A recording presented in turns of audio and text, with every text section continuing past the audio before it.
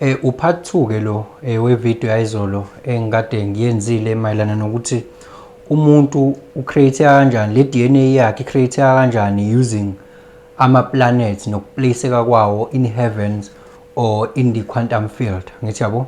So ingaze ngasho ukuthi umuntu ke uziqhamukela khona la kwi-quantum field bese ke sombone seba isiqu nje kanje yabo. So ama-planets adlala yiphi i-role ekuthenini wena ube lolu hlobo lwalo muntu oyena. So ngicela ubuke u-part 1 ke ukuze uzokwazi uku-understand uzofikela. Siyaqhubeka nohambo lwethu la engigcine khona, ngigcine la khona kade ngibuza ukuthi okay, just because lo muntu lo by the way ngeke ngisangena ngendlela engijwayele ukungena ngayo, ngithi angikusho lokho ngoba ngiyazi ngizobe sengithethiswa la.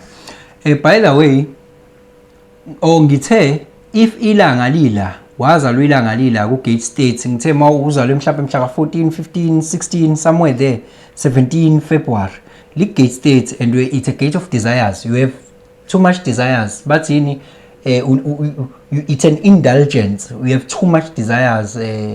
Ngaba love of food, love of ucansi, love of ube uthola uba addicted entweni ezithile yabo, because you are having this gate. So une addiction somewhere in your life, now those burning fire of desires. After in need enye uhalela enye into, after enye yabo, adultery possible khona la, because you are having this burning fire of feelings yabo.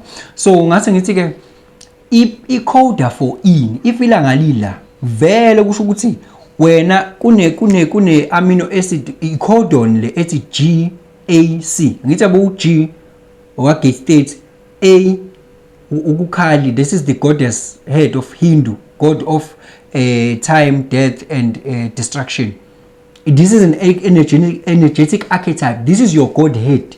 Mawuzalwa ngale date kade ngisho, this is your godhead, meaning this is your consciousness programmer.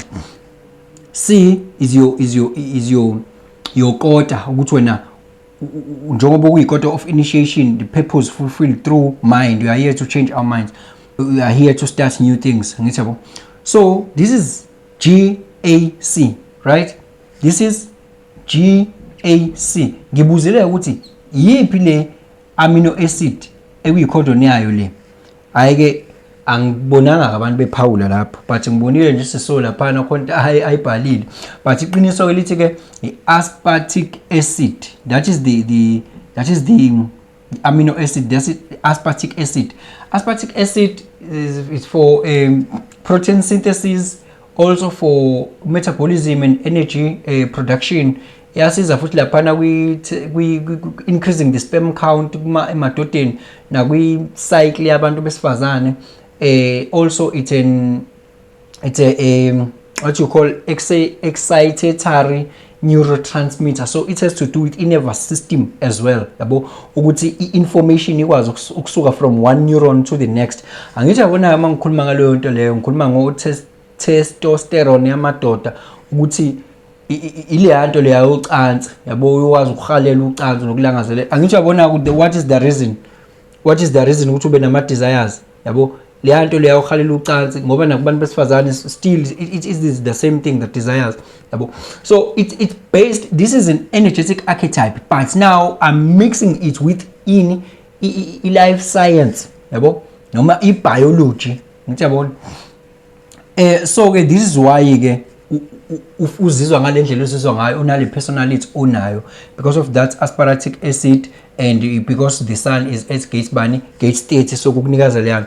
By the way, thina sidinga le Rave Mandala iphelele nje ubungibona ngiyenzile, sidinga 64 codons, and le Rave Mandala yakhiwa 64 gates owakha lama codons. Yes, ina 64 gates la, and now you need 64 codons. Loma 64 codons asokuzowakhani 20 amino acids that you need ukuzowakheke wena as a human being. And thina sisebenzisa 13 planets ke ngosuku ozalwa ngalo nje. I'm only talking about the personality. Ngosuku ozalwa ngalo nje, there are going to be planets, 13 planets that are placed in each gate la ezobi khona la. Thola ukuthi angenze isibonelo es practical. Njengoba ilanga lila uyazalwa, gate states, desires, done. Ilanga ilahambisana no Earth. Sun on the one side, on the opposite side there's Earth. kusho uthini uzo-grounda this energy. This is your soul desires state. It should be grounded by i-grounding-ke le qondene noba qondene no 29 yabo. U30 uqondana noba ngala no 29. Yini u29? It is the gate of commitment, gate of saying yes yabo. Lana ke umhla kobala uAugust mhla ka ba 15 mhla ka 17 18 19 20 21 22 la ila 8 la ilo days around that time. So that is why ke abantu bazalwa ngaso sikhathi leso uthola ukuthi ke they are very committed. They usually say yes nje. It's like sometimes there are people please akwazi ukuthi no, always say yes bese committed to something. They are committed, those people. They always say yes.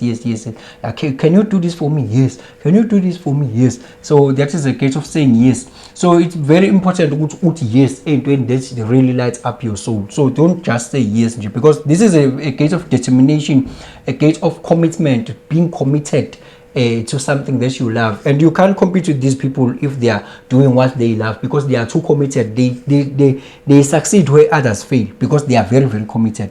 So I think uzobunga lana ke by that time. Ngithi yabo into yokuqala engifuna uyibukeke la njengoba u8 ungala. Before sibuka ukuthi iyiphi le codon, ngifuna sibuka ukuthi one angithi yazi ama nucleobase lawo. Ngithi yazi ama nucleobase ithini into mase ku DNA uthi ubani u-A kumele uqondane noba no U angithi, bese ukuthi u-C kumele uqondane noba no G. These are base pairs ne, ihamba kanje. Sivele it is sikwi-binary consciousness njengobonile nayizolo ngihlukanise kabili lento. Sikwi-binary consciousness, okunye kumele kuhambe nokunye. So buka ku A hamba no C kwi-DNA, C hamba A hamba no U, u-adenine, uracil, I think this is RNA, I think, because kuba u-thymine mase ku-DNA. This is RNA ne, ribonucleic acid. By the way angiyenza nge-life science ningaze ningihawulishe. U-C la cytosine uhamba no-guanine. Asibukeni-ke la akuqondani nini kanjalo. Buka la kuqala A hamba noba no U, u-C hamba noba no G. This is our heaven, this is quantum field. Asibukeni lo 30 bengikhuluma ngawo uhamba ubani u30 la u-G uqondene noba ku29 uqondene no-C ngqo. Asibukeni njengala nangu 13 ulapha yayikhonini ekugcineni. Sho masiza ngala kumele uqondene noba no7, the gate of the leader, the gate of the leader. U yabo u-A uqondene no-U yabo.